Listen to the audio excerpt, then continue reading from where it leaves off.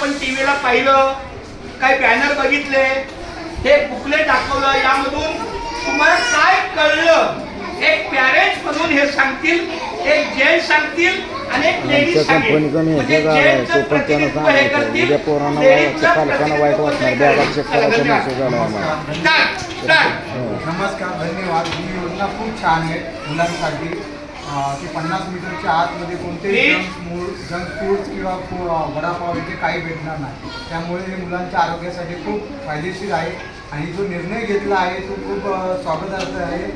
धन्यवाद बोलतो सरांना पण आणि महानगरपालिकेला पण याबद्दल जो हा निर्णय घेतला आहे पोरांच्या आरोग्यासाठी. म्हणजे पोरांचं फाउंडेशन तब्येत चांगली ठेवणे खूप महत्त्वाचं आहे. हेल्थ इज वेल्थ हेच त्या प्राधान्याने हे निर्णय घेतला आहे आणि मी याचा निर्णयाचं स्वागत करतो. Thank you very much.